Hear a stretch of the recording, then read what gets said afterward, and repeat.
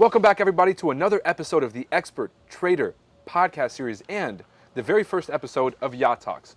We're here on Tyler Mackechnie's 85-foot yacht in beautiful Miami, Florida, and we have none other than James Storms. Welcome, both of you. Yes, to the Expert Trader podcast. Always. Thank you for having us. All right. So we have a lot of interesting topics we're going to cover. Tyler, for the record, James, before you start, everyone, they wanted to do the podcast indoors underneath, and now we're outside, so just wanted to let everyone know that. So if you guys are picking up the wind on the on the mics, just know that I wanted to do it inside. I just like to be outside. That's all me. Right I want to thank both of you guys for speaking at the FX Summit, for being Absolutely. incredible speakers, for getting there on time, and Got there on for time. providing so much value. Tyler, we're going to talk about EAs. I want to pick your brain about a lot of back-end stuff. And James, I want to talk to people about how they can full margin their accounts. I don't recommend it, but All jokes aside, you guys, we're going to be talking about trading. We're going to be talking about the automated side of trading, which is taking your mechanical strategy and then automating it so you're more hands-off with your strategy. So, Tyler, can you give people a brief rundown on what automated strategies are and what automated trading is? Absolutely. So to keep things really simple, an automated strategy is something where you have a manual trading strategy. Maybe you know, okay, I only trade at this time under these conditions with these confirmations. You understand what you look for. So how do you go program that into something that can actually understand your logic and the way you work and automate that experience, whether it starts out as an indicator that just alerts you of when that traditional setup is around for you to go analyze, and then you keep adding to the indicator to make it more and more precise. And once you feel it's super precise, that indicator is back testable and is pretty consistently winning when you run it through history, then you can look to build that into an automated strategy and start building those rules around it. But every strategy starts as an indicator, and it really starts from somebody just saying, I have a strategy that's highly profitable and I want to see if I can automate it or at least build an indicator to help make my trading experience easier. So that would be the automated trading side of things. And then we build that into what's known as an expert advisor. Typically, if you're dealing in MetaTrader 4 or MetaTrader 5, if you're dealing in TradingView, you can build EAs and use webhook platforms to send trades. There's a bunch of different ways to do that too, but the most popular platform right now for EAs is MetaTrader. Okay. So basically, it's taking a strategy that people are already implementing mechanically and then using that in an automated way so that it's more hands-off? Absolutely, so that somebody can walk away from the charts and go about their day and get alerts when either a trade setup's forming, just like what they normally look for, or if they have it fully automated and dialed in, or it could just trade for you and you could essentially walk away and come back and look at your accounts at the beginning of the day or at the end of the even night. if you are a trader too, Yeah. like as a trader myself, I like making my own money, but it's nice to just know that your money's working for you as you're sleeping. You got to be locked in on the chart sometimes. So it doesn't have to be one or the other, you think? No. People don't have to No. choose between mechanical Absolutely and...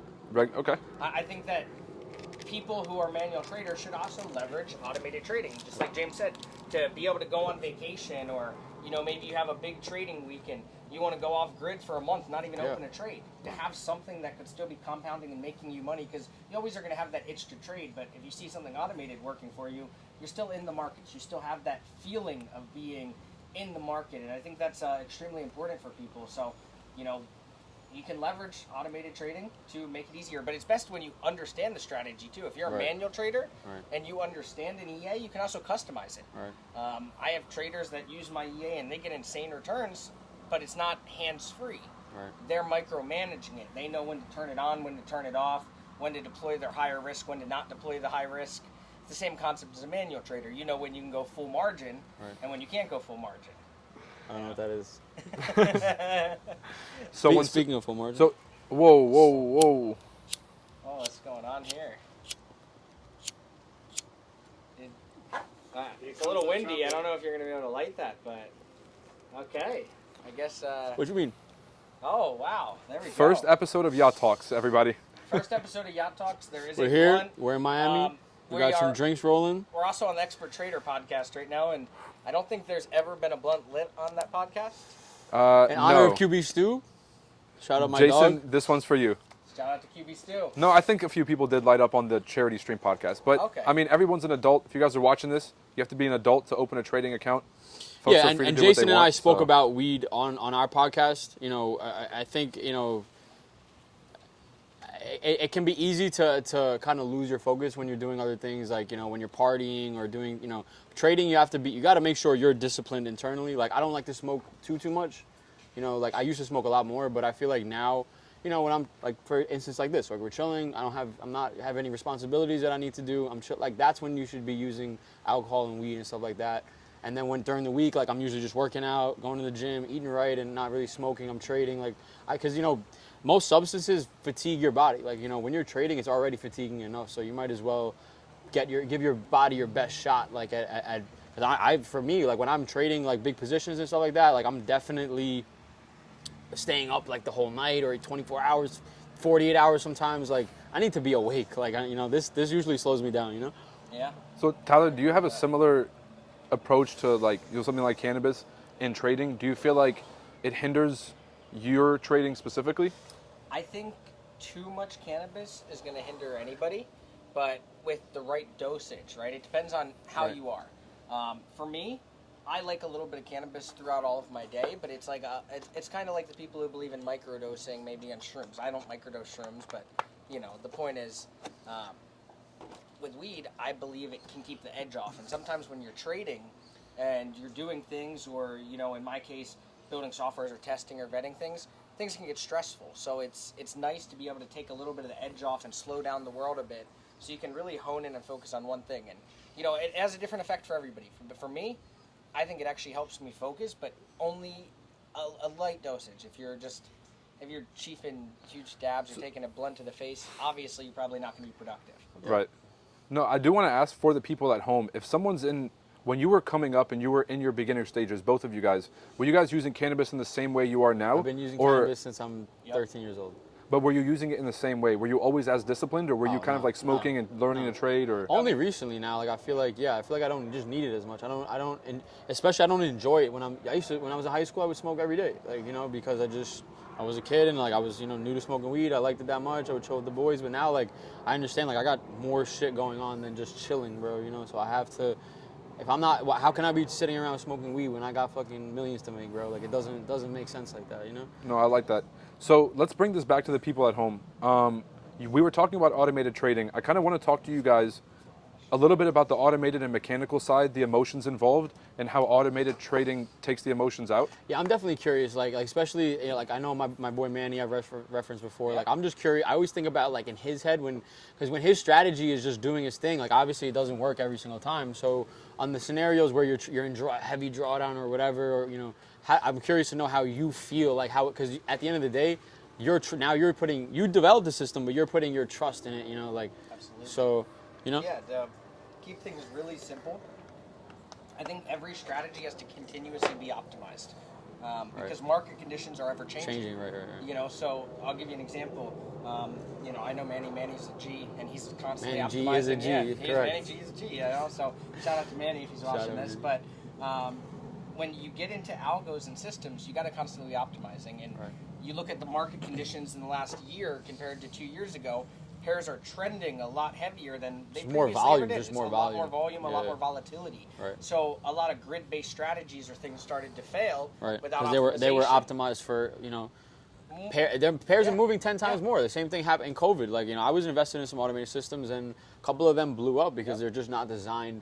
That's even traders, like, themselves. When you're trading manually, you have to understand, like, what's the landscape, what's the environment the terrain that I'm moving around in. You know, like, are we moving? How many pips are we moving every day? You know, when markets start picking up more with more news and more volume and stuff like that, some people might trade at 5 pip stop loss or 10. You know, you still could trade those stops, but you have to understand, like, you have to adapt to the market condition. If there's higher volatility, they're kicking people out. There's like the wicks are getting bigger. Yep. And this is something that I don't know why more people don't do, which is just measure the wicks on the pairs, and that's how you can measure the weekly range. Yep. And if you do both of those things, you can start to see a trend change in the markets and be like, okay, volume is picking up because every week the weekly range is getting bigger and wider and wider. But I do want to bring things back because a lot of people at home probably have never been in contact with any automated strategies. Can you explain a grid strategy versus a traditional kind of manual trade, like set a stop loss and forget it? Yep. Yeah, so a grid-based strategy is essentially going to leverage a form of cost averaging, and oftentimes some people call this martingale, but there's many systems that are much more sophisticated. You're not just doubling your entry and hoping for a miracle reversal. You can really manage your risk, but a traditional grid-based strategy is just cost averaging and having the levels and knowing, okay, if the market keeps going against me, I'm going to take this next lot size and be able to withstand this move. And then really why I said you have to optimize any grid-based strategy is if you look at a trending market, something that previously might have done well in a 300 pip move on a pair back, 2 years ago when Euro USD and USD JPY and Euro JPY, they didn't really move more than 300-400 pips at a time without a reversal. Now they're moving 700, 1,000 pips, without a reversal. Or COVID was 1,500 for USD JPY. Euro AUD did like 3,000 pips. So, and some of that volatility now 2 years later is continuing. So grid-based is just optimizing to be able to have a form of cost averaging that isn't going to cost average to the death of an account. It's going to take its losses if the trade goes against you, but is also going to have its recovery attempts and be profitable most of the time. And that's the main thing, is to have a high win rate and low lot exposure to be able to withstand volatility. So if the EA is running a little bit too aggressive, because I understand that people can affect the settings, and some people want to juice the EA. So if people are getting too aggressive, what do you normally see happen when people do that with the system?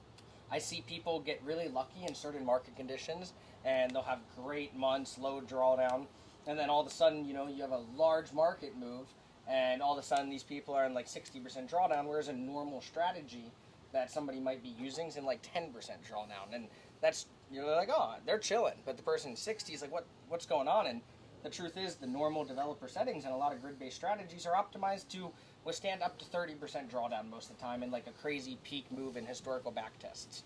So you got to think, if you're juicing it up and one of those crazy moves happens, if you even are 2xing your risk, you're talking 60% in a max historical situation. You're going higher than that, you risk margin call. Your account's going to blow. Now, most EAs you want to optimize to stay in low drawdown, and obviously that higher drawdown only happens with systems that hold trades that are grid-based most of the time.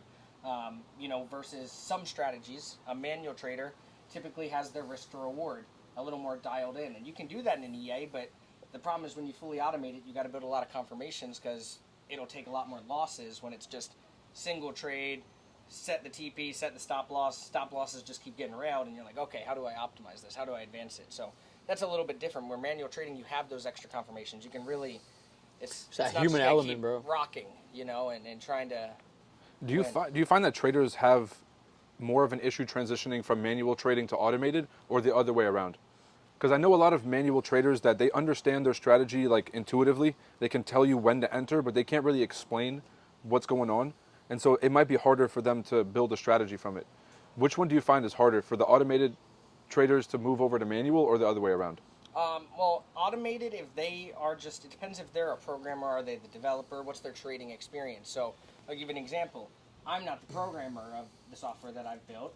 I've built all the ideology, all the ideas, the market movement, understand all the data, but somebody's coded that for me, right? So oftentimes I see that if somebody's trying to play both roles, which is like the trader and the coder, sometimes it's a little harder because you're pulling your hair out. You have a lot more of the stress on your plate of both sides.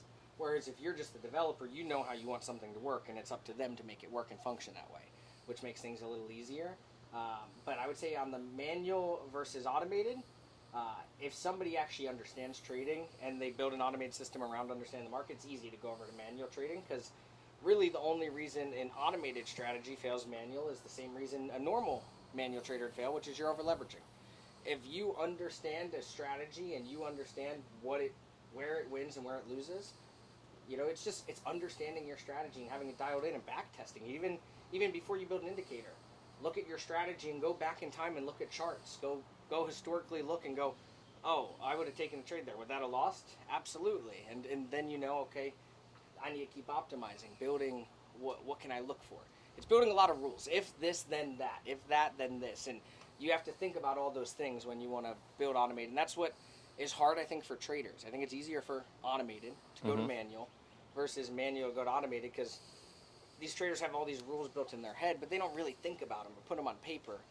And So when you go to actually program it, you have a little bit of trouble. yeah. James, have you used an automated trading system? I have, yes. So do you want to compare both? Like, what's your experience with both? Which one do you prefer? Manual. Well, obviously I prefer manual, bro. Like, you know, I was actually, while he was Because of the speaking, I was margin just, requirements on the automated? what's that? Is that because you can't over leverage on Nah, the nah, automated? honestly, nah, not even that, bro. Not even that. Manual's where you make the big money. I mean, automated systems aren't to hit home runs. If anyone sells you a home run automated system, they're just trying to sell you a system. They're selling you a lot of hype. Yeah, I've it's used about I've used a couple before. I've had some good ones, you know, that it didn't run too long. But I honestly got into it right around like when COVID, kind of late February, early March 2020, and it was like, yeah, you know how that So went. nothing's working, and all the strategies are like. Yeah, they all just shit the bed. Like, I mean, it's all good. Like, I know they work, and like I've seen, you know, successful ones before. So, again, like I'm just, you know, where my eggs are at right now. Like my trading eggs are here. You know, like I'm just. Well, would you feel just comfortable Tyson, programming yeah. your own strategy rather Honestly, than yeah, using I'd someone love else's? to. I would love to. I was literally just thinking about it while he was talking about it. I was like, you know, I could automate like what I'm doing, like, and it probably. But again, it's, you know, the only thing that I think about, I'd have to continue to put inputs in it, because like the human element, like I feel like if you could add some type of like fundamental screener where I could like input like a figure, I guess, like for the bias of the whole overall trade, like fundamentally what I'm thinking, I think that would probably help a lot, because like, you know, like I think that's a big thing for me, you know. Okay, I'm going to ask you about some of the fundamental stuff. I'm going to ask you what the Fed's doing and where the economy is going. But is that something that's possible with automated trading? Can you implement fundamentals, and can you adjust it on a regular basis? Well, or you what? could say if I put this figure in, then the strategy leans more towards this. I don't know exactly. It can start even manual where, you know, for example, there's inputs that somebody has to update manually to use it once a day. And, Right. you know, you get it to where it becomes fully automated and build the rules. And then, you know, on a retail level, the biggest thing is, okay, once you have the strategy working consistently, okay, now you have it consistently working on one broker. You got to start testing on tons of different brokers if you're going to give it out to retail. Because retail, you know, some brokers might turn off their servers differently or do a reset that triggers something, or I've seen something with weekly goals on EAs where it knows, okay, if I'm in this much floating equity, close my trade, secure the profit. A broker will report a balance increase in the equity before the balance, which is, an EA will just think it's a bunch of weekly profit and close it real quick. And then they're like, what just happened? And the broker's playing games, or their servers are doing something weird, right? And these are like all the bugs you start figuring out, because that's the next thing, is once you have it working on one broker, it's like, okay, now we've got a bug test, which why a lot of people that build EAs don't give out the EA is, first, you want to protect your intellectual property, which there's ways to do that with VPSs that are locked down where there's no way to get the file off of them. They're fully restricted. Okay. You know, So if someone's watching this and they want to program their strategy, they don't have and they don't send it out to anyone. People can't just come and use their strategy. They can't just pick up the code and just start using it, as long as they secure put it on a secure VPS setup where, and there's not many companies that have it. You know, we're one of the companies that's built it with some different providers, and it's a really cool technology to be able to protect that, because now it's locked down. Nobody can get the EA. And I see so many people put their file out there and it gets decompiled. You know, it's sold on the internet. And it doesn't matter how great the technology. What about trade is. copying? Trade copying is a big one. It's hard to prevent that, but I'll give you a way on how to prevent it, and I've seen it. I saw an EA recently that wasn't able to be copy traded because what they were doing is they were putting limit orders at the execution price. So as soon as they tried to copy over, it's trying to copy over a limit order that already entered, and so it's past the slippage price. So there's no way to copy trade. So there's sophisticated ways. I feel like there is probably still a way to do it, though. Yeah, and then there's also PAMs, you know, but, you know, if you're outside the U.S. or you're a money manager, then... Let's talk to PAMs folks. are definitely the best way to do it. Let's bring this all the way back home. Can you explain to people the different types of accounts that exist? Just so we can get like a general overview. A lot of people at home probably only know automated, like whether it's PAM accounts or whether it's just a traditional like an account. Copy or traditional ECN account. Sure. I mean, super simple. A PAM is going to have a money manager. You put money into an account, and that money manager, when they trade, you get a percentage of the profit allocated based on your equity versus the master equity of everybody's funds in that specific fund. And the biggest thing about a PAM that makes it the best for doing automation is basically all the funds are pooled together, right? So like it's not like where there's 80 executions going through the order book. It's just one execution and everything is being split evenly. You know, like that definitely It prevents slippage. alleviates a lot of, yeah, exactly. It prevents a lot of slippage. It creates more consistency in results. Right. Because depending on your strategy, especially grid-based ones, it depends on when they turned it on, what tick of the market they got in. People can get totally different results. Right. So a PAM... I've run my own trade copy. I had those types of issues, you know, with larger accounts and things like that. You run into slippage.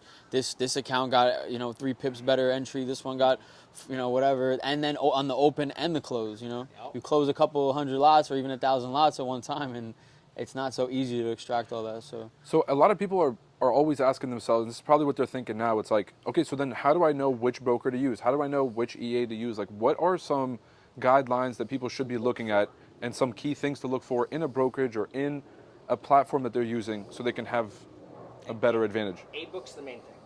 Look for A-book. A lot of brokers will say they're giving And A-book. what's A-book? A-book versus B-book's really simple. An A-book broker sends every order process to the interbank. A B-book broker, and with EAs, it's very important, especially that you use a A-book broker, because you know what happens with a B-book broker is you're processing orders, and if they see that you lose, they're typically going to keep you on the B-book, or you're processing small volume. They're typically going to keep you on B-book, which means they're not actually sending your orders to the interbank. They're holding them in-house. So if you become profitable, there's a balance sheet where they go, okay, this trader is now costing us money because we haven't been sending their trades to market, and we owe them more than we've made on their losses. And that's when they'll start spread manipulating, playing games with your money, trying to get their money back. And it's very common, and you know, no one's really out there auditing their books to see if they're messing with clients, even on the regulated brokers. No one's going and looking at their books and going, oh, did you B-book them? No, they're regulated to B-book.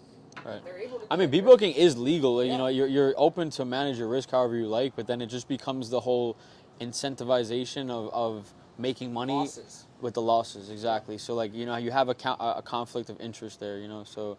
But again, I mean, it's at the end of the day, most traders lose. So They do. it's a very profitable business. You know. I think it's a conversation that needs to get had because I don't know if people Of course. know the difference. I think that if Right. an academy or if one of these education services does go through the back end, Right. they'll just like tell you a very basic story about how, you know, your orders are being matched with somebody else, and they'll give you like a really just an unclear overview of what's going on. So for us to open up this conversation, people can actually get a look in the back end of, you know, where their orders are being sent, whether it's A-book or B-book. So is there a preference? Should somebody be looking at one versus the other I as mean, like it's very hard to find one an of them actual is A-book superior? broker. Like they'll say they're A-book and they're not They're A-book. lying. You know. Even the big ones. Like Yeah.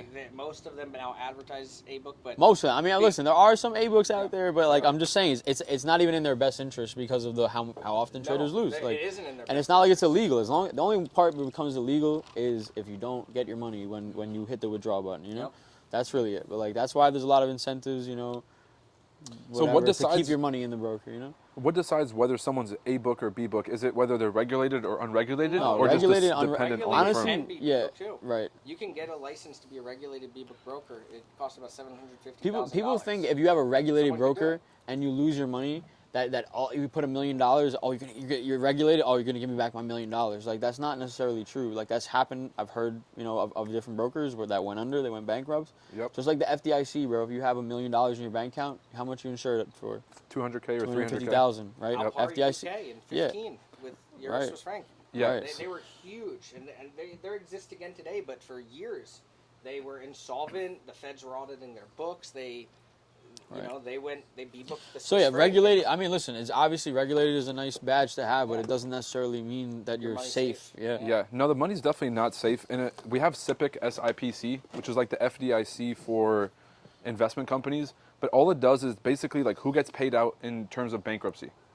But then when you actually go look at the fine print, or how are the investors on the platform treated? Are they as investors or as users of the platform or as shareholders of the platform? And where do they get paid in the thing? You never get your money back. And so Even like really, even if you're Coinbase. regulated, exactly. Yeah, Coinbase did that recently. They announced that if they went insolvent, all your funds are theirs in the debt collection process. Exactly. Like, so your That's funds aren't crazy. safe on Coinbase. Get That's your money crazy. off Coinbase. And Prop trading, Yeah. fellas. Oh. Prop trading. Since we're going all the way, let's go ahead and talk about prop trading, Prop firms, prop firms in general. So, challenges. challenges. I'm funded. okay, explain what prop trading is first, and then we'll go into the prop firms that exist today. But what is prop trading just from the traditional sense? So it started, the first time I saw a prop firm account was about 6 years ago, and back then they had even stricter rules than today. It was like 1 in 10 leverage. You definitely couldn't hold trades over the weekend. You know, you couldn't open like more than half a lot. So to give you a broad overview, prop firm trading is somebody has access to capital, and they want to fund typically good traders, and that's how it started. It's a little bit different today, but it started with people wanting to fund good traders. Right. And The first time I ever saw, let me cut you off. Manny G was actually the first person I saw like a prop for a while back. Like he was, you know, he was like in it, but like it just goes to show you like how mainstream that shit got. Like that was, you know, years ago. For sure. No, proprietary trading from like the stock sense used to be firms on Wall Street that would find regular people and take them off the street, and if they had ability, they would continuously fund their account 5K at a time, 5K at a time, and it was a very slow process. Right. There wasn't like a 60-day challenge you got access to 200K of capital. So can you guys explain how we got to here, and how is it so that all these companies are able to give everybody a 100K account? What's really going on here? yeah, I mean, people need to understand the business, and we talked about it on the broker side just now. We've been opening some cans of worms on here. And, Right, you know, right. we might get canceled for As this it should be, episode. as it should be. It should just be everyone should understand yeah. how They it works. They gotta understand How it works. They should. I mean, if they Yeah. don't, then you're kind of just stupid. But you Yeah, know. I mean, if you're going to be trading, if you're going to be involved in this game, it is important to understand the game that you're playing in, just so you can make the most informed right. decisions. Like, Trading is hard, bro. Like Yeah. trading is very, very hard for the As it is. retail. You know. Yeah. So. Yeah, these type of things that like where, you know, they're playing against you and stuff like that just makes it even harder. Like, For you know? sure. So it's already hard enough. So let's talk about it. So how is this game actually run today, and how are people able to have so many, so many accounts? Yeah, I mean, the big thing to talk about is really quick and recover is it started with funding people even back in Wall Street with money that had ability, and then it turned into Forex and different asset classes, and then it's now turned into this huge thing in the retail side, just like retail trading. Prop firms have become the next thing where people are like, okay, if I can pass this challenge, I get access to funding. And Right. what most people need to realize is prop firms are ran just like a B-book market maker, broker in the same sense. They give you a demo account even when you're funded, but they are telling you they're going to pay you out on the profits you make. Now, what's going on behind the scenes is majority of people are failing, and they're able to pay out payouts. Large majority. Oh yeah, large majority. What are failing. what percentage, if you had to put like a rough number on it, would you say are failing these challenges? 80%. And that's Higher, no bro. different. Probably higher. Yeah, and that's no different though than a broker. Right. If you're an A-book broker, Right. and A-book brokers probably look at their balance sheet and go, man, if we had a B-book, we'd make so much more money. Right. Like you said, it's not advantageous to most brokers to even offer a pure A-book because the reality is most people do lose. So the same thing when it comes to a prop firm, most people fail these challenge accounts. And then the people who do pass, very majority actually get a first payout. And those who do, they're only averaging typically 5% a month on a large scale for the entire thing. So really most of the money now comes from the signups in the back end of selling these challenge accounts. Now, I'm not saying if you can pass and you can run up a bag and make money off it, amazing, props to you. But to the people out there that maybe are just buying it because they don't have capital and they're looking for hope, don't gamble on your future. Learn to trade. Start with small orders. Play with your own money, because this game's hard, and you're going to blow numerous accounts before you get it. And I would tell somebody you should really be a disciplined trader before you go out there just hoping, I'm going to get a $200,000 account that's going to save my life. Yeah, and I feel like listen, like the $200,000 thing is like, remember, you get 10% of the account. So like you're getting, I feel like that's a whole thing that kind of like fucks people up, is like the numbers are 10 times larger than what they really should be. So especially when they're in the trades, like, oh my God, like even people that post like the demo profits, like, which is cool, like you passed the challenge, but you didn't even make any, like people are posting, it's like a thing, and it shouldn't be a thing. And there's no slippage. Like, No, if you guys are watching this, like you cannot celebrate just passing the challenge. yeah, I mean, no, passing the challenge is great, but again, like you just got to where you would have been at if you were just trading your own money, and this is the thing. It's the fact of the matter is that, like, all right, so you buy a $200,000 account, so you have to make 20,000 without losing 20,000, right? That's stage one, and then stage two is what, make 10,000 without losing 10,000, right? So if you had just passed both stages, imagine you were trading $20,000, you'd now have 50 grand if you were just if you did the same thing. And then you just got to square one on the live account, Like, doesn't that make more sense? It does for sure. If you Now, actually know how to trade, I mean, listen, thing if is- you know how to trade, you can make money on the funded accounts. I agree, but there's so many stipulations. I'm just gonna. For example, I never used the funded accounts, but like I did a passing the challenges, right? I would pass people's challenges for $1,000, stage 1 and 2, right? And I've learned about all these things, like the time limits, and why is there a time limit? Like, for what reason?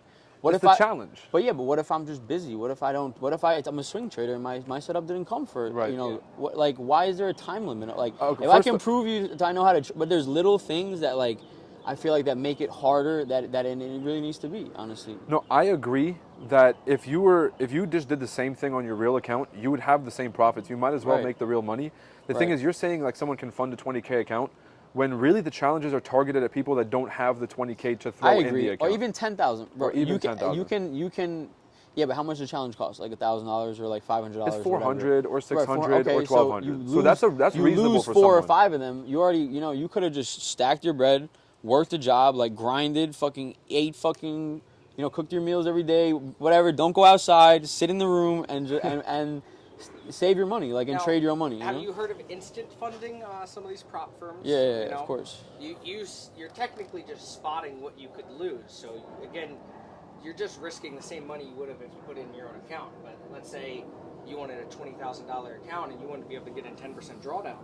Some of these prop firms will let you, but you give them $2,000 and they'll give you a 20K And don't get me wrong, I'm not trying to bash the prop firms, because I think if you actually do know how to trade, like, they can definitely benefit you if you're if you really know your craft. But like, for most people, I feel like most people lose anyway. So I think your best shot is save up $5,000 to $10,000. Like, statistically speaking, deposits of $10,000 or more are way more successful for retail traders. So Could you say that again? deposit for 10,000 or more? $10,000 or more deposits for your trading account are more successful. Yes, because you just treat it. So you know how easy it is to put $500 or $1,000 in an account, and who's gonna risk really strictly risk $50? Like, But that's what not everybody really. thinks Like, on the funded. Everyone Right. goes to the funded account and they're Right. like, oh, I have more capital, so automatically my trading's going to be better. Right, right. But they're just losing more money faster. Right. Yeah. Like at larger increments. Yeah. Do- And they need Have to you seen trade, that statistic? Of people failing? Or? Oh no, the $10,000 one, where it's like deposits of over 10,000 have more success. Have you found that larger accounts are more successful than small? I would agree, because once you start playing with larger capital, you are less likely to take higher risk. Now, oftentimes it depends if somebody's a manual trader or not. But if they're an EA trader, sometimes they get confident in their strategy and they'll juice it up later and lose the money because they get greedy. Yeah, I But just feel like it's very hard to have like more strict risk management on like a smaller account. Like, Yeah. even if you're being aggressive, like, you're just gonna. Most people. yeah, it's small. If you can trade a small account, Right. without over leveraging, it's Right. going to build a lot of discipline because those Right. wins are going to be tiny. Of course. But the $10 wins in a .01, Right. you're going to be stoked. But it's starting with like $100, $200. Take the swing trades. Master your craft. Have the right risk management before you go out there playing with large capital. I think a lot of people go out there and they want to play with large capital just because they have more equity. And the truth is, if you have more equity, it is easier to win if you can hold a trade longer than the next guy. Especially if you know it's going to reverse.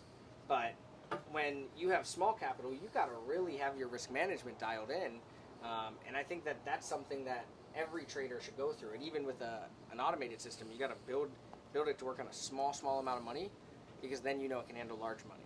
So it's the same as mechanical. Like, people Yeah. really should understand it. Like, I know it's definitely harder on the small account, but wouldn't you say that if somebody's just learning it, like practicing on the smaller would build that discipline? Yeah, of course. I mean, you're gonna make your like, definitely start with the small accounts. Like, you're gonna make mad mistakes, so you might as well just do them on the smaller accounts and bigger ones, right? For sure. If someone's at home and they're like, fuck, I've been doing this wrong this whole time, I got to get back on track and really learn trading how it is so I can stop blowing accounts. Yeah. What's the first thing that you guys recommend that they do?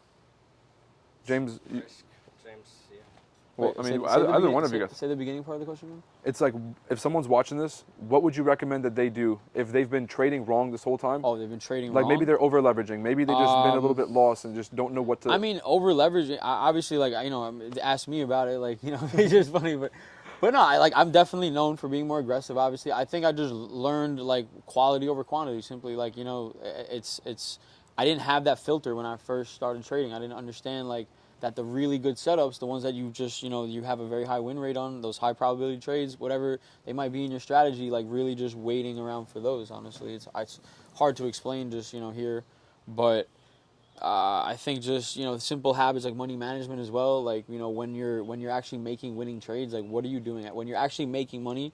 What are you doing with your money after that? Are you keeping it in your account completely, or you whatever? Like there's definitely a lot of points in people's careers where they get to like a point where they do withdraw or they should withdraw. Basically, you know what I mean? So For sure. And I do want to get back and ask you about, like, is it important about what people do with the money after they make it, not just absolutely, not just yeah, of making the course. money?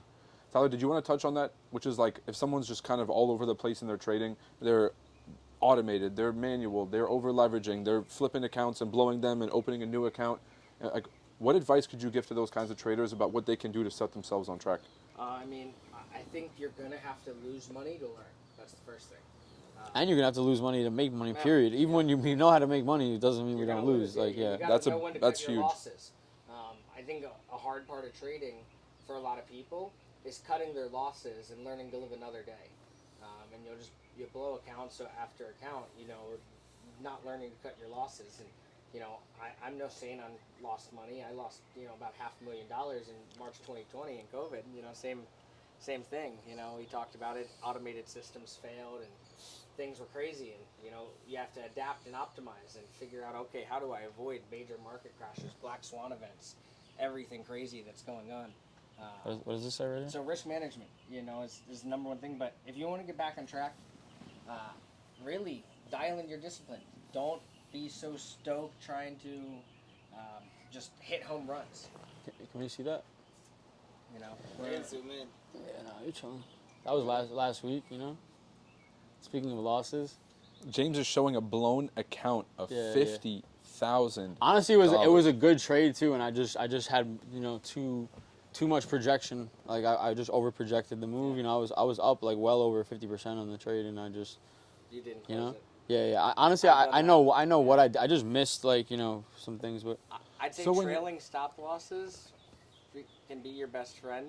So like I've done exactly what you've done so many times, and Right. now I always at least try to put my stop losses at break even, because Right. I go if I'm up on a trade enough pips, but I'm going for a large swing, Right. I'd rather just cut the L and this isn't automated. Automated, I'm gonna play the full move and just let it run because I can handle the volatility if it retraces. But on a manual trade where I'm putting some leverage into it, anytime I see in profit, I know I'm trying to hit that home run. If I manually trade to myself, I'm trying to hit a home run. I'm like James. I'm like, Right. all right, let's over leverage a little. But we have some discipline, but we can stand. And that's not even I lost. It was 50K L, right?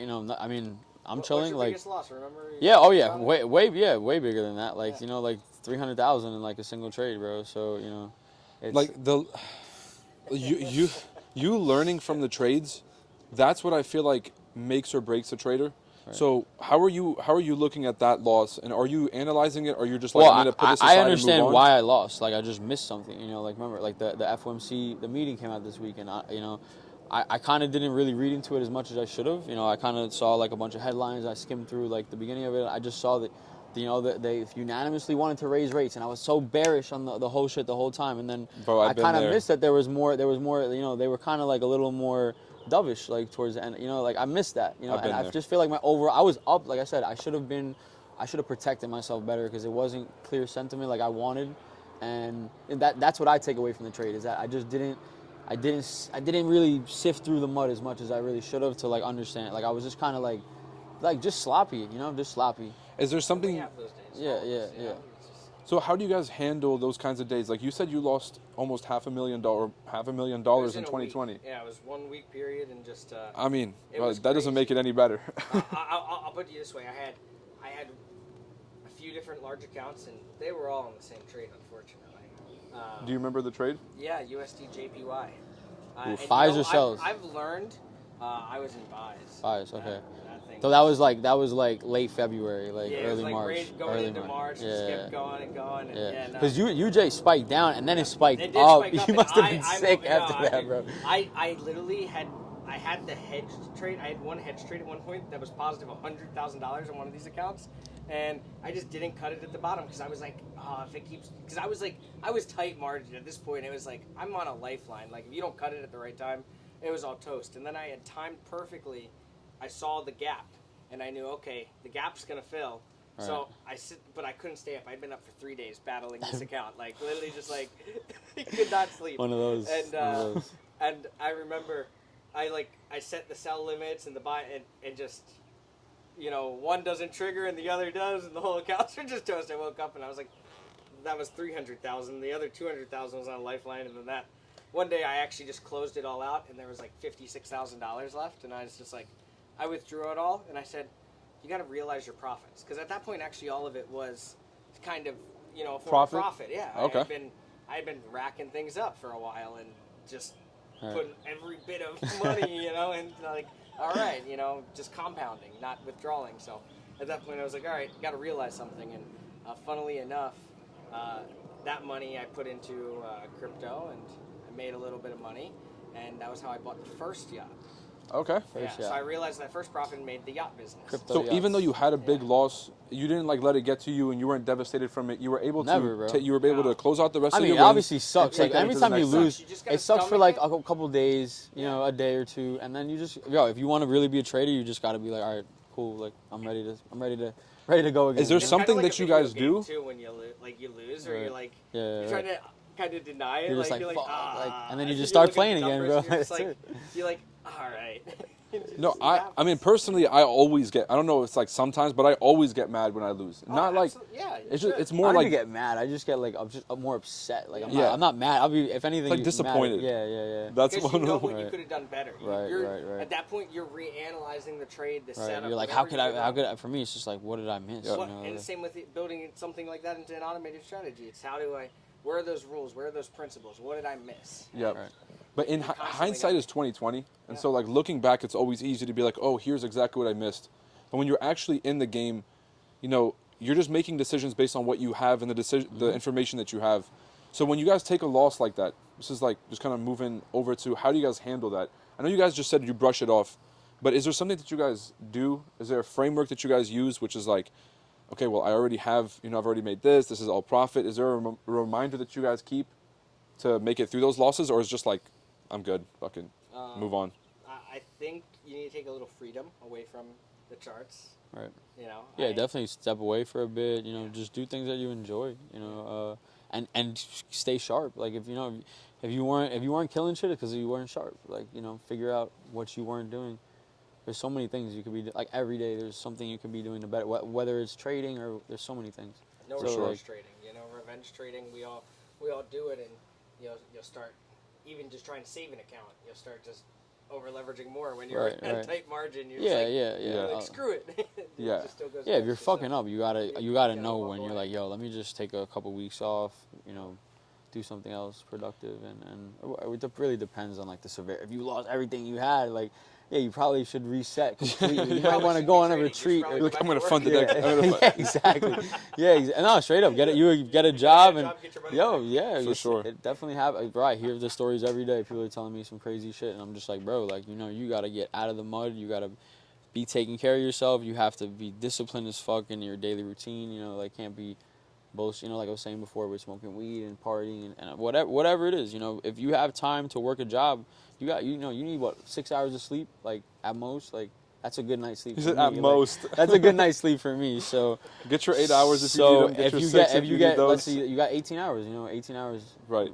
16 hours in the day. So I mean, I think a lot of people minimum wage is $20, right? So you could be making like No, you could be making minimum wage is like $7.25 nationally. not. It goes I think they've $10 or raised it a lot $15. everywhere now. yeah, Yeah. it's like I don't know where it's like 15, 20, whatever it is. I don't know. It's I'm not not. definitely not 20. No, it's I think No. it's in some places it's like $18, something like that. Like small businesses are suffering. Yeah, it'd be like 10.25. I'm pretty sure is what it is in Virginia. But look, at the end of the day, if someone's working a job now and they're blowing accounts, should they just fund the next account? Should they take a couple weeks to keep studying? Like, what is the right time? Because a lot of people that watch this are just traders. Maybe they just blew an account and they're thinking about quitting or whatever it is. Is there something that they should be doing after? Should they study their results? Should they go take a course and study the course? Should they figure out why they lost? What is the first thing someone should be doing when they have that kind of I think they should loss? play back on demo for a little. And the problem is, though, people don't treat demo like it's real money. People will, you need a first demo on an amount of money you're actually willing to invest. People start these 100K demos when they get $1,000. Stupid. All right, play with a $1,000 demo and manage your risk and treat it like it's real money. You know, just because you're not actually making that money doesn't mean you're not mastering your craft. And I think people don't take advantage of demo accounts enough, and they aren't grateful for them because, you know, back in the day, a lot of brokers limited your demo account use, and they would call you and constantly try to get you to fund your account. Like, and nowadays, brokers are just letting you trade on their servers for free, and people aren't taking advantage of demo accounts. So, really master your craft. You know, and if you want to be a profitable trader, you need to be mastering your craft. You can't just be throwing yourself out there, just buying challenge accounts hoping to get funded. You can't be out there just throwing money in live accounts and going and trading when you're not disciplined yet. Because if you are, I mean, you're only going to learn if you lose real money. But once you've lost money, go back to demo and play around with your strategy more. Master it again. Well, yeah, that just goes. Why does demo have? My bad. I'm gonna let you finish. But why does demo have such a bad connotation? Like, why do I think it's people have because such people a bad always problem? think it's real. Like they post it like it's real. Like it's great if your strategy, but people are throwing like 700 lots, and it's like, do you have the money to throw 700 lots? Like, of course not. So like, why are you throwing 700 lots? Like they don't even know how large that contract is. Right, exactly. Like, so it's just things like that. It's like that's where it comes from. Is just because like demo would be cool if everyone that did it was just doing it to transit. But some people are just doing demo. Just for fun? Yeah. I mean, bro, there's so many people using demo accounts. Like, yeah, I think the main issue with demo accounts is that people use them and flex them as real profits. I agree. Which used to be like the big thing in the industry, and so they kind of built that negative connotation. But I had this conversation with QB Stu, with Jason, and we were saying like if you're trying to go into a football game, he used that analogy. You need to practice. You need to practice to play enough times that when you're in the game, you're a lot more confident. You're confident and comfortable with that strategy. And so I think a lot of the problem with what people are doing is they're like, okay, I understand how to put in a trade, time for me to go make money. Versus like understanding the mechanics, becoming comfortable, knowing how much time that they can expect to be in drawdown, and all those small factors that you can actually learn from a demo account. So when you guys are trading today, what are you guys doing? Are you strictly manual now? Because you said that you know the EAs weren't really cutting it for you. No, and I'm gonna go back and ask definitely looking Tyler. at EAs. Oh, you Tyler first? No, I'm going to ask you. Bring it this way. No, EAs are cool. Again, it's just like trading. It's the same thing. It's just different. No, I'm saying, but what are you doing today? Like I'm still diversifying in a few, and like I'm actually actively looking for a couple, EAs to use, like just testing the waters, bro. Just testing the waters, like Gearbox is solid. Like I've actually spoke to Tyler about like just want to test it out, like see how I like it and how. Again, because if I like what it's doing, then I'm cool with it. If I don't like it, I understand like as a trader like what's going on, to some degree. So you can make those adjustments. Yeah, maybe not even adjusting it. Maybe I just like maybe it's too risky for me. Maybe it's too conservative. Maybe it's whatever. Like okay. So and then always manual trading till I fucking die, bro. Like you already know, like straight up. I don't think there's any better way to make money like in the world than trading. So. I'm going to do that forever. Like, of course, Amen to that. Now that I actually made some money trading, like, I'm definitely looking to diversify in real estate, in Amazon automation, in owning a yacht like this, like that Tyler has that he brokers out. Like, why not? Like, it's an asset and it's making me money as well, So there's so many different avenues to just park your wealth and have it, generating you some capital while you're going to Bimini. So if you can touch on that too. So you can talk about what you're doing now with your trading, but let's also start to transition over. It's going to be the last topic, which is how to transition money out of Forex into other streams and how that's been able to work for you over the years. Yeah, absolutely. Because, and I just want to say this because a lot of people think that you're going to be once you're profitable forever. And what people need to realize is that in months where maybe you're not doing so well, are there other streams supporting you, or have you made enough or put aside enough during your good year or your good months to kind of float you? So can you touch on those two? Absolutely, and that's a very important topic because I think that's something that people over leverage. They're going full margin with all their money, right? And we talked about it. Been if there. you need to pay your rent, you shouldn't have that money in your trading account. You should send that to your landlord. Right. Yeah, things like that. These important things, but in my own life, I'm doing a lot of just fully automated things. When I manually trade, it's because I see very important setups such as Bitcoin.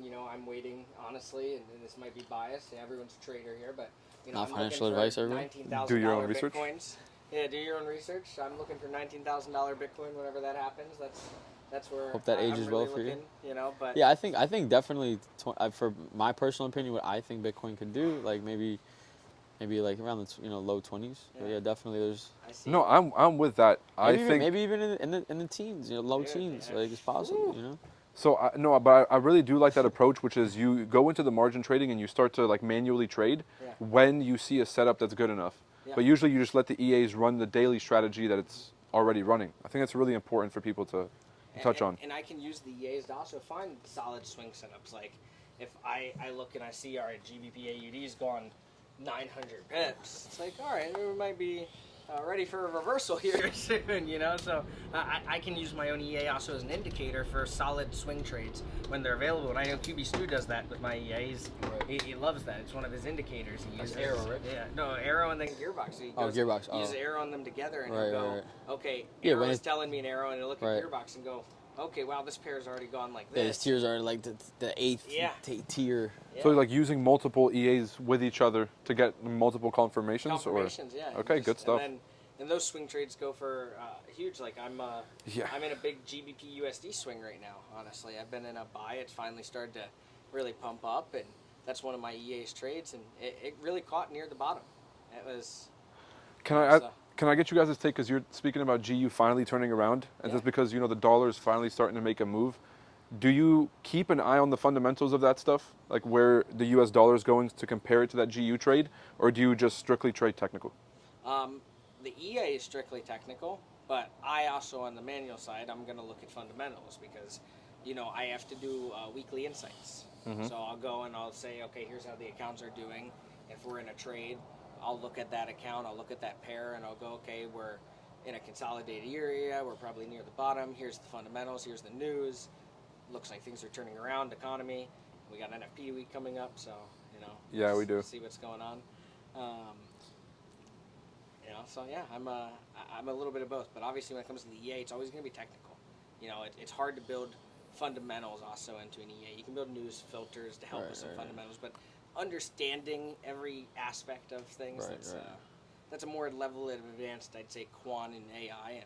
Okay. And when you get into some of those systems with software, I feel like you also overcomplicate something that is consistently profitable, and you create bugs with things. Just that too are much constantly learning. information It's and- too much information overload, and then the next thing you know, it still fails because it was. I think it's the learned. same with manual. I think people can sometimes take in too much news and too much information, and it clouds a very obvious technical setup that's like staring you right in the face. So I can see how people can get that confusion with the analysis.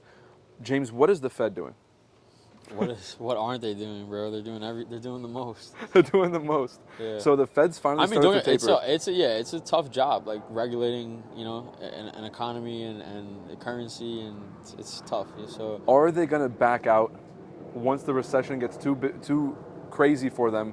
Are they going to start to print money back in the economy, or do you feel like that's what they already kind of hinted at? That's why I feel like things were kind of hawkish this week. Indices rebounded crazy. And I was expecting when that news came out on Wednesday, like I saw right away that unanimously agree 50 basis point rate hikes, blah blah blah. And I'm just like, okay, like because I already had that bias, so I feel like I hung on to it too much. And then they also mentioned, I think 2023 that they wanted to. Like they're going to start printing money again, bro. Like they're probably going to start, easing a bit, like either next year or 2024. I feel like that in itself was enough to kind of like spark, oh, whoa, like. get the markets back? Yeah, right. So, listen, I don't know what's going on really behind the scenes, bro, and you never really know. It's what they tell you, but, it definitely made sense technically, like, again, like the structure on the indices has been pretty bearish, but it made a lower low, so naturally it's going to, market moves 800, 900, 1,000, 10,000 pips in a week. Like, it's going to pull back, but sure. overall, it's still, the structure is overall bearish, but we definitely had a little bit of a bullish, retracement on that news, and just that's how the technicals move. So you feel like kind of keeping an eye on that story and how it develops, the Fed story. Right. That's a good way to gauge how you're looking at the economy or how you're looking to trade financial markets. Yeah, of course, definitely. It's big. It's big. Like it's. We Boys. both know it's big. You guys want to give any last advice to people at home who are traders, investors, or anyone in between about what they should be doing in their trading, things that they can use to improve their trading, or ways to take money out of the markets and invest it in yourself? Yeah. Any piece of advice in those categories? I'd say on taking the money out of the market and investing, that's the big thing, because you need to create multiple streams of income. I'm not going to say solicit different ones. I'm going to tell you, I've found ways to use my money to build assets, and it's a little bit different than a lot of people, whether that's buying something like this boat and turning it into an asset, where traditionally a yacht's a liability. I've turned it into an asset and done it with numerous boats. Even possibly buying cars that are going to appreciate. I know when we were on Summit, people were talking about supercars they bought that are now in profit because right now market's hot and it's up. So it's knowing when to buy things, when to get great deals too. Right, yeah, just finding a good deal, Good deals. And yeah, you can make money on supercars for sure. Every car I've owned, I've made money on, so far. Like, it's just about knowing what to get. I mean, obviously, if you're a car person, you're more passionate about it. Most people aren't passionate. They just want, oh, yeah, I have money now. Let me buy a Lambo from this guy. Like, they don't realize they could have saved like fucking 70 grand on the same fucking Lambo, you know? So you got to be getting good deals on things. Right. You can turn things into assets that are traditionally liabilities, and also those things can increase your lifestyle, can increase your business exposure. There's things people don't realize. But also other investments. Find also ways to turn these things into investments, For example, yacht, I rent it out. People with exotic cars sometimes rent them out. I don't rent out mine, but people do these things. And that's one way. Airbnb, automation, people are getting into now, or maybe even you just buy your own Airbnb and you find the employees not. Even I just got involved. I just started 2 Amazon automation stores where they have a team. They automate everything for you. You kind of just open up like a line of credit. You can only have one person's name per store, so you just build up multiple stores and you can be making some pretty good income with that. So yeah, a lot of people who watch people in this space, especially you, James, they're like, oh, James is just a trader. Trader. Right. And when folks start to venture out into other things honestly, like real estate, I really am for the most part. I just now recently, because that's where I got my money from trading. For the most part, like. But some people kind of feel some kind of way when you're moving into other spaces. Like after you make your trading money, they want. I don't know. I guess some people expect you to keep it in your account forever. But going out there and investing in real estate and doing some of these other streams shows people there's so many different ways to make money. This is an honest question. This is something I want you guys' honest opinion on. Do you guys think that if somebody has been trading for a long time and it's not working, that they should go explore other streams? Or do you guys feel like they can continue to learn trading and eventually they can get it? Where do you guys kind of stand on that? Anyone can eventually do anything. The problem is they're just not putting forth the right efforts. Maybe their environment isn't allowing them to do the right things. Maybe they're under financial stresses. You really have to be clear-minded to be a successful trader. If there's a lot going on in your life, that may not be the best time to trade either, because you have a lot of emotions, a lot of things you're dealing with. And I think that's the number one reason most people fail. So it's maybe analyze your environment. Why are you consistently failing? Is it because you actually suck as a trader, or is it because you're under all these stresses that don't allow you to think clearly, actually put forth the right efforts into your craft, actually allow you to focus on the fundamentals rather than trying to hit home runs? I think the problem is people treat trading like gambling. It's like they go to the casino. They treat it the same way, and it's not that way. Do you want to be wealthy, or do you want to hit some home runs and make some money? There's so many things, like personality traits. People, awesome. I say all the time, it's like baking a cake. Like if you follow the recipe and you'll make money with trading. Like if you put 2 sticks of butter, you only need 1 stick of butter. Like that's why your cake sucks. Simple as that. Like there's something you're doing wrong. Like whether could be your analysis, could be your strat, whatever, could be your money, the way you're managing the trades. There's so many things. That's why I like getting a mentor, and finding somebody that's profitable and kind of like piggybacking off of them. Maybe not necessarily copying exactly what they do, but if you learn, just from having conversations with you, I've learned things, and maybe I implement it in my own. Like I don't. There's nothing wrong with copying success. I think if someone's successful and you're like, you know what, that's working. Let me do what's working. And I think that's a great way to live. So Tyler, thank you for letting us do this on your yacht. James, thanks for stopping by. Appreciate you. Ladies and gentlemen, we just wrapped up the very first episode of Yacht Talks and another incredible episode of the Expert Trader podcast. We're sitting here on 3 Lamborghinis with this 85-footer in the middle of Miami. We have 2 incredible guests, and this has been a fun podcast. We'll see you guys on the next one. Appreciate y'all. And that's an outro, boys. All right, guys. Now, if you want to Well know done. how MLMs work. Are you going to jump off the fucking... Should I jump off? Bro, you Oh yeah, I can follow you. ain't jumping off. Are you still rolling? Are you still rolling? You ain't jumping Keep off. the shot. Keep the shot, bro. You ain't fucking, bro. Keep the shot. I'll keep the shot. I'm gonna take off my mic. Yeah, I got the mic off. Don't Yeah, worry. take my mic off, dog. He's not about to jump. Give it to me. I'll hold it. There's no way. Where's the mic? Where'd it go? Wait, where's my mic? This one? Alright. Hey, man. I don't know what's going on right now. So, metals, indices, or... Oh, okay. How's the water? Wait, what? My turn! Almost over-rotated a little bit. Yeah. Yo, what the f... Almost smacked bad. If I rotated like a little bit more, it would have definitely smacked that back. But how's the water? That was high. That's definitely the highest back that I ever met. Yo, did this man just jump off of the... We got alligators, bro. Watch out. Alligators in there. Nah, this is saltwater. There'll be crocodiles here. Tell him Mackechnie. said James is the most dangerous thing in the water. I said James is the most dangerous thing in the water. Yeah, I mean, besides Dory and fucking Nemo. Yeah. Oh, and that shark right there. He just rips the fucking jet ski and leaves. He's gone. He's in the It's fucking... like, yeah! I'll see you guys in Bimini. Yeah, I lost 50K on a trade. Big deal.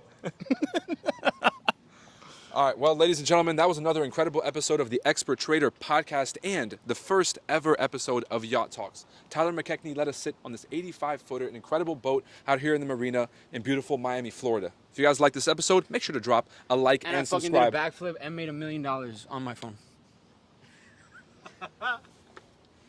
Great That's how it's trading done. advice. Good shit. Yo, this is going to be fucking stupid, bro. This is going to be stupid. Now we just do drone shots of Tyler jumping off next. I like how I'm supposed to stop recording, but I'm not. Yeah, I mean, this is good. I've done an content. outro like 4 Bloopers times are- at this point. The bloopers are great. Yeah. I mean, Tell us about how many OnlyFans shoots have happened on your yacht. oh, all right, we gotta stop this now. Well, now that you've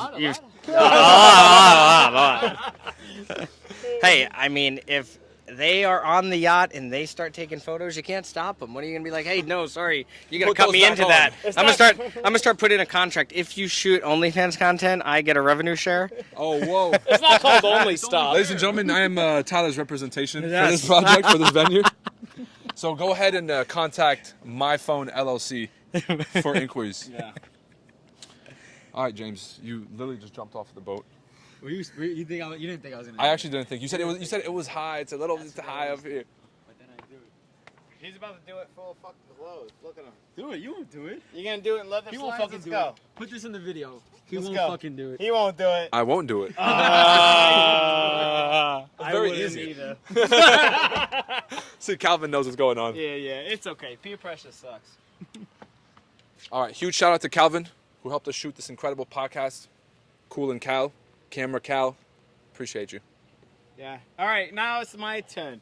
All right. I just You did know a what? podcast with the boys and did a backflip. Yeah, that just happened.